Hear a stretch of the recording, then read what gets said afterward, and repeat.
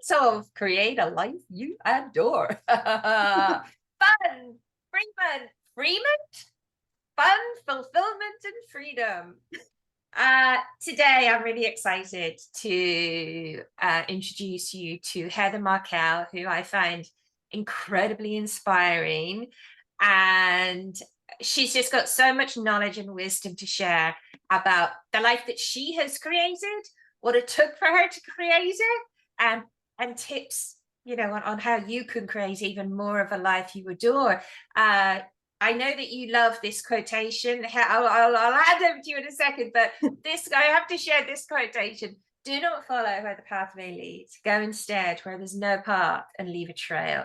Well, Ralph Waldo Emerson said that, and it's a quotation I adore, and it's part of your bio, and I think that really says it all about you. I know that while working in corporate America, you just knew there had to be more to life than just sitting behind your desk and waiting for the clock to get to retirement. And you ditched your job in 2017. You've been traveling full time ever since. And I know that you're excited about inspiring people to ask, what if, which I love, and to start living their dreams. Heather, thank you so much for being here with us today. Do you want to add anything else to that amazing intro? Well, I hope it was an amazing intro. It was. You're about to, your bio. Thank you for having me. It's funny, as you said that quote, it also reminded me there was this period when I started traveling where I realized how much I had looked to quotes to inspire me. And I actually wrote a blog post at one point because I started reading these inspirational quotes and realizing I did what they said. And that blew my mind. I was like, oh my God, I took the inspiration. I'm living the inspiration. These quotes are just aligning with me rather than feeling like it's something up here. I feel level with them. It was a crazy, amazing experience. Yeah, I love that. Yeah. Are you an Einstein quotation fan? I think I quote him more than anyone else in the world. I do like Einstein. I don't know that I quote him more than anyone else, but yes. Yeah. So tell me, was there a moment where the universe was knocking, saying, make a change, make a change, make a change? And then was there a wallop where you thought, okay, I don't want this. What I find is that the universe keeps giving you hints. Life's got to change. Yeah. Life's got to change. It's illness. It's maybe a friend's death or whatever. And I know for me, it was like, okay, I don't want these signs to get any bigger and any more horrible. What was the catalyst for you that made you go, right, that's it? Yeah, pain. I was sitting at my desk in January of 2017 after my typical 1 week of December depression, because I hadn't quit my job yet, didn't actually go away. So I'm now in January. I've been depressed for 4 weeks and there's a pain in my chest. And I flipped back to a pain I had in my neck years earlier, which was a result of emotional pain, and it became 2 herniated discs. And right in that moment where I felt the pain in my chest was when I said, I'm not turning this pain into something bigger. So that was the catalyst for me to absolutely commit to quitting that year. Well done. And what was the transition like? Because I'm a recovering positive thinker. And you like to think that, because I made the transition from TV producer into studying alternative health and everything. And it doesn't happen overnight. You don't suddenly just discover your purpose overnight and then you're living your purpose and then you're super abundant. Were there challenges? What were they? How did you overcome them? Because I know, just for the people that are watching, for me, for so many years, I looked at other people who were selling the dream life and going, yeah, well, it's all right for you. You're beautiful, or you're pretty, or you're rich, or you're young, or whatever. So what do you have to tell us about that? Yeah, so I mean, it's definitely been a journey within my journey. So that when I committed to quit that January, I said, all right, I need to prove that I'm ready to do this. And throughout the year, I allowed, when an opportunity presented itself, I used it and I challenged myself. Like when I first challenge was I went to Iceland that year. It was my second trip, and I went for a week. Saw the Northern Lights for the first time, was blown away, didn't want to come home, which was a constant problem I had. I'd go on vacation, I would not want to come home. Almost didn't come home, but said, oh yeah, I got to go to work, whatever. Flew home and looked at the forecast for the Northern Lights for that next night. And it was so good that I said, you know what, I'm going to regret if I don't see that. And if I think I'm ready to quit, this is an opportunity for me to do something nuts. Book a flight right out, like right away. I'm home, going right back to the airport, going.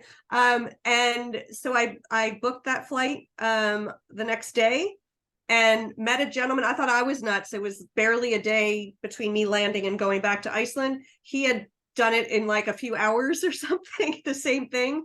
And that night I saw the lights dance. So it was very much, it felt like a reward. And then there were 2 other opportunities that year that I stepped into. One was I had met a gentleman from Spain that first week I was in Iceland. We stayed in touch for 6 months. I went to visit him, which was something that seemed kind of crazy to me. Like, I don't really know him that well, and I'm going to fly to Spain to like spend a weekend with him. That's so weird. The relationship did not work out, but I felt like, okay, second challenge met. Third challenge was telling my mother that I was going to quit, which was honestly the hardest of all, because I knew she didn't want me to quit. And that was hard. So I got her drunk, and it went really well until the next day when she sobered up. And then I had like weeks of her telling me another reason that I shouldn't quit. And it was great because I realized, like, for every reason she gave me, I was like, oh no, I don't have that fear anymore. No, that's not mine. I'm okay. And what she did was help me realize that I was ready. So when I told my boss that I was quitting, which I thought would be the climax, it was just nothing. It was like, well, I've already done all this. Boss, I'm quitting. It was so, I was so anticlimactic that I was like, I don't know how, it was disappointing. But yeah, so that was the working up to the transition. But the second phase of that was the journey, because I thought I was going for 3 or 6 months. So in a way, I realize now it was the perfect way to dip my toe in. I went to Costa Rica for 6 weeks. That's where I started.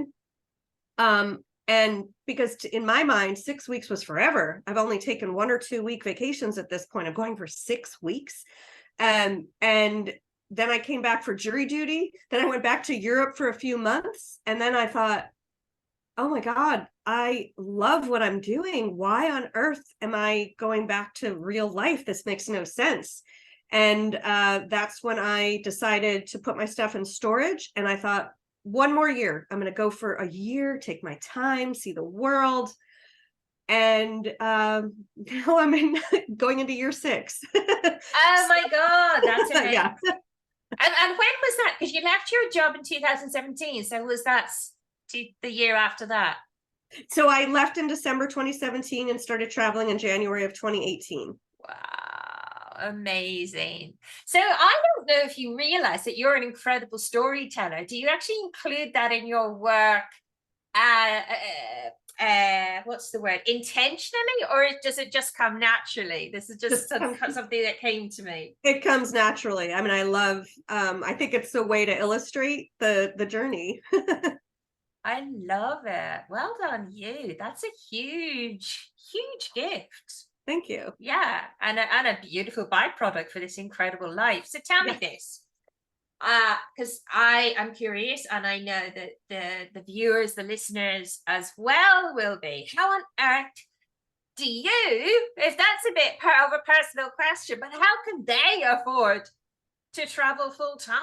And actually, would you even advise that? Because some people like to put their roots down and everything. Do you think there's disadvantages? Sorry, I'm loading in a couple of questions there, darling.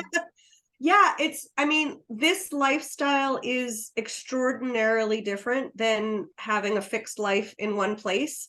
And ironically, it's a lot cheaper, which really blew my mind. The reason I didn't quit and do this sooner was because I thought, unobtainable, and financially speaking. And so what I've learned is that this lifestyle is as expensive or inexpensive as you choose. And it really is down to me, you, whoever's listening, how you want to travel and what your budget is, and knowing how to create the travel around that, around your style, around your budget. And there's you can do this for, depending where you go and how you do this. You can go for as little as a few $100s a month, and you can go for as much as over $10,000 a month. It really depends on really you. And when I teach my clients these, how to do this, it's an individual decision, because you need to know yourself and what you want out of this lifestyle and how you want to do it, and be really honest about it, so that you can connect the right budget, so that you end up going into the world and having this amazing experience that you're looking for. Wow. So I imagine a lot of people there's a part of them that's thinking, yeah, actually, I would love that, or I'd love to give it a go at least. But they might have all these worries and doubts, and they're hesitating. What would you say to them? I would say good, and that's a natural part of this. That's why, my philosophy is, it's about mindset, money, and mastery. And while everybody's focused on affording it, the real issue is that mindset. It's really all the doubts and worries. I had them, how am I going to afford this? Aren't I supposed to work until I retire? Am I ruining my retirement by, going before I actually retire? What if it's not safe? I mean, there's so many, I travel solo. So there's so many different anxieties that we all have. And what about the fact that if you're in a corporate job, you're no doubt surrounded by people that are, living a certain way, and you don't realize how much of their life is influencing your own. So you need to get to the root of all of those doubts and worries, so you can flip them and be ready to live this lifestyle. So, I mean, really what I would say is, the other thing, the big nugget here is, that I took away when I was in that worry, is for every worry and fear and anxiety you have, all that is a question you don't have the answer for. So for every time you have that voice in your head that's a doubt, pop out the question that represents. How can I afford full-time travel? Now go to Google, type that question in. That's a good start. Do you know what? I don't know if you live and breathe this, but it just feels like you are so passionate about this, aren't you? Do you? Yes. I have a joke title. I'm not really the queen of unsolicited advice, but I kind of joke to people sometimes that I am, because I get so excited about people's what's the word, potential, and their dreams and all of that. Like, I have to stop myself. Do you find yourself ranting and talking to everyone and saying they should create this kind of a life? I when they're up for it, absolutely. I'm just like, don't wait. I mean, I have to say, I waited a long time. And so when 2 years into my travels, the pandemic comes along, I'm thinking, thank God I quit when I did. Thank God I had the courage to do this, because in that moment, I didn't know if I'd ever be able to travel again. We all were confused, right? So I'm like, don't wait, because I mean, the world is changing. It's we don't know what's coming next. And that went from a little, I don't know what's coming next in my own space, but now it's like the whole world. We don't know what's going on. So if you want to travel, do it before things maybe become you can't go to certain parts of the world. I wanted to go to Turkey this summer. I was trying to get there. I didn't. I gave up on it, and now a horrible event has happened. I'm sure I will get there one day, but I mean, this is when you wait, you just don't know what's around the corner.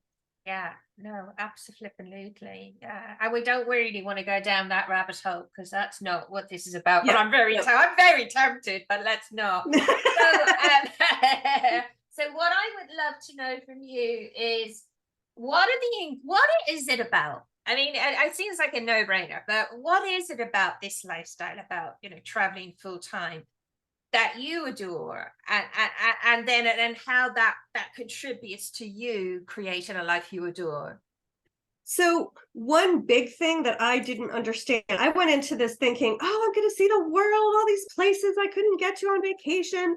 What I didn't understand is as I was discovering the world, I was also discovering myself, because vacation, you pre-plan every detail, and the biggest frustration is when one of your plans doesn't work out because the plane was late or your tour guide decided to do something else, whatever. But when you're full-time traveling, every decision you make is there's an impact or a consequence or a reward, and you learn, oh my gosh, all of this was based on my choice. Oh, my life is based on my choices. Which means if I don't like my life, I guess I need to change my choices. Oh, so it's like this sort of paradox of, oh my God, I created a life I didn't like. Oh gosh. Oh, but I can create what I do like. So, the journey is, there were parts of myself I confronted that I did not like. I was very upset with myself. The first year of travel was very difficult. And I had the courage to go into those parts of myself and look at what was happening and face them and shift them. So I think that that's one of there's this inward journey that is a huge reward of this lifestyle, but it's not for the light of heart, right? You have to be willing to go into it rather than run away from it. So that's part one. And the second part is the amazing connection with people around the world and meeting fabulous people everywhere you go, and learning that the fear that is cultivated by so much of what we read and what we see is often, I would make the analogy, like wherever you live in the world, it's like, let's say an incident happens at the cafe across the street from where you live. You understand that that incident applies to one cafe, but I'm somewhere else. So I think the incident is the entire region is in danger now. And by traveling to these places, you get to see like the world is very different than how you read and how you perceive from a distance. Honey, I love that. I love that. You realize, one of the things I like to say and remind myself about is that everyone has heart. And obviously the world that the media, again, let's not go down that rabbit hole, but the world that the media, Yeah. oh, that rabbit hole is calling. No, it's not. But the world, I bloody used to work in TV. The world that the media portrays is not an accurate description, or it's not an accurate, what's the word I'm looking for? It's not the world. It's not the world. I love your realness. I love your realness. I really do. What still frightens you, if anything, about this lifestyle? Frightens is a big word, but I mean, I guess on the one hand, of course, I mean, I'm traveling solo. I would love to meet a partner. So I wouldn't call it frightens, but it's like wanting that connection. And it is a difficult lifestyle sometimes to meet a romantic partner, unless that romantic partner wants to travel with you. So I would say I'm looking for that. I mean, it's not a fear, it's more just like something I'm searching for. And again, like not a fear, but I think as I shift, I think all of us shift and change, right? I've been doing this for over 5 years, and I'm recognizing that I'm like shifting a little bit into, I don't know what I'm shifting into exactly, but it's that change. So it's like, well, what does that mean for how I'm traveling? So who knows? And it's funny because years ago I would have told you that what frightens me is the unknown. And maybe maybe some of the fear now is like, my life is an unknown every day.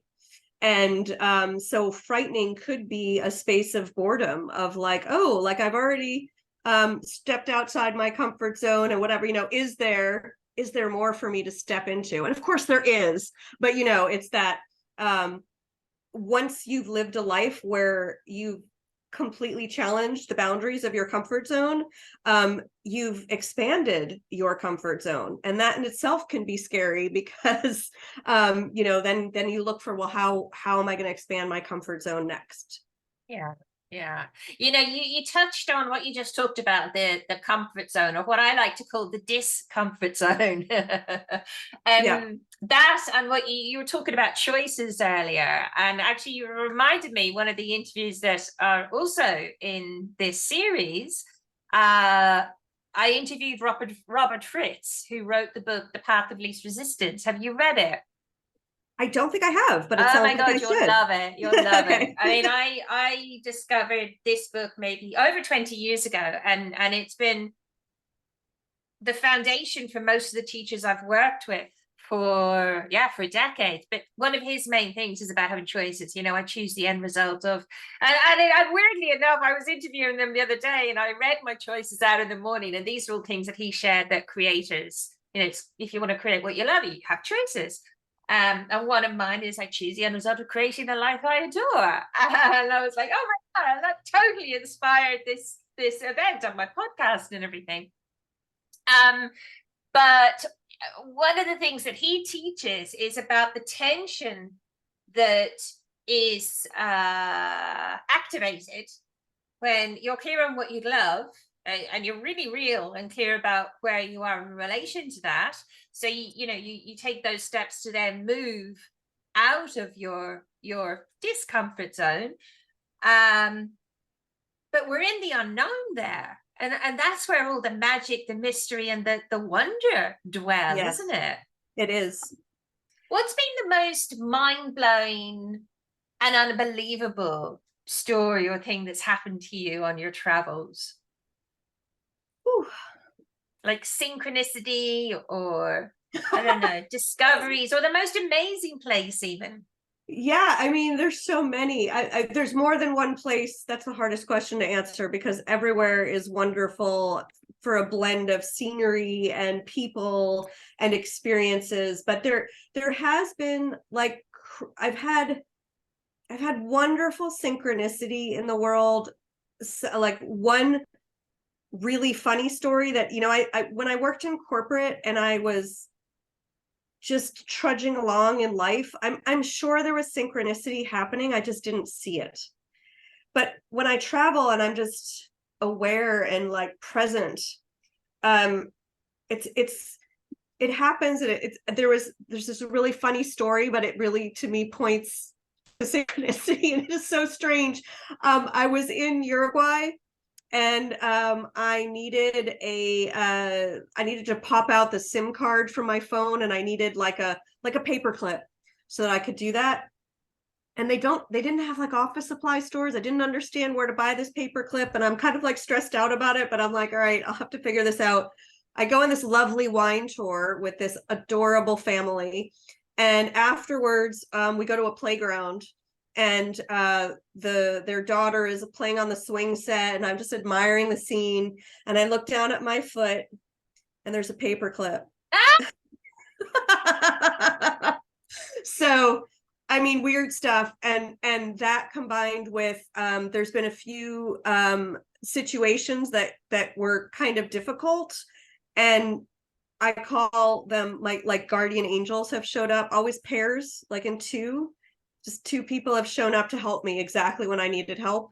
And I found that to be absolutely beautiful. Oh, I love it. I love it. Wow. Yeah, I think when we are outside our comfort zone, and we're really thankful, and we really notice that magic when it does happen, doesn't it? Isn't it? We Don't do. we? And actually, it's there's one beautiful story of how I was in Cape Town, South Africa. I used the public bus system I was trying to get from one place to like this wharf, And I got to the last stop on the bus, and that's when I realized I was not in the right place. So I asked the driver, I said, should I just get out here and get an Uber? And he said, no, ma'am, you'll be mugged if you do. And so he said, please stay on the bus. But he didn't give me any more instruction. But what he ended up doing is he went back towards where I started. And when we got to this midpoint, he stopped the bus. He made everybody get off except me. And then once they were off, he took me out. He closed up his bus. He crossed the street and waited with me for the correct bus, explained to that driver where I needed to go, and made sure that I was taken care of. And I asked his name, and I was like, what is your manager's name? I want to say thank you.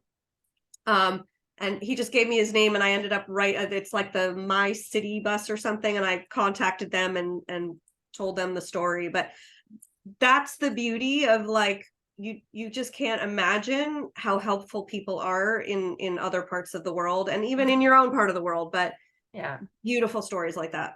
Amazing. Did you say that was Uruguay or South Africa? That was South Africa, Cape Town. Ah, amazing. Wow, wow, wow, wow. I love it.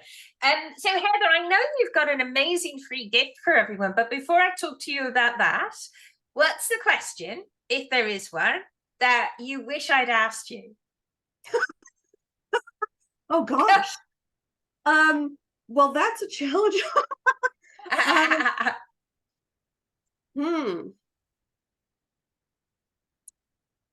To think about that one. That's a good one. You can come back to that. You can tell us about your free gift first if you want. Oh my gosh. I might have to come back to that question. Sometimes when we start thinking about things, it kind of pops. So maybe, and you're a magical being. Then maybe there isn't a question. There maybe you've asked some amazing questions. So I'm just looking at my my background. I also have my cell phone case, so I'm just like looking at Easter Island, and like maybe I love to talk about also the beautiful fascination of learning about history in the present. So it's this juxtaposition of past and present, which is another exhilarating experience I've had, learning about cultures that I've never heard of, learning about, I was just in Sarajevo recently, and I studied the assassination of Francis Ferdinand, but it was a flat story from the text of a book, which didn't have much relevance and meaning for me. But to stand on the spot where it happened, to see the gunshots and still there, to get the whole story of the carriage and see the street where it adds this 3D to history, but it's in the present moment, and it's this beautiful merging of time in one moment. So yeah, that would be, I don't know how you would have asked that question, but there's a question I wish you would ask. Yeah, work backwards. Yeah. Wow, amazing. And I'm sure you also get a different, well, sometimes maybe you get a different aspects or different stories of what we think is history when you're actually in the place, from different people, different points of view. No, I was there, and actually this is what happened. Yes, exactly. Wow, amazing. So tell us about the free gift, the suspense. I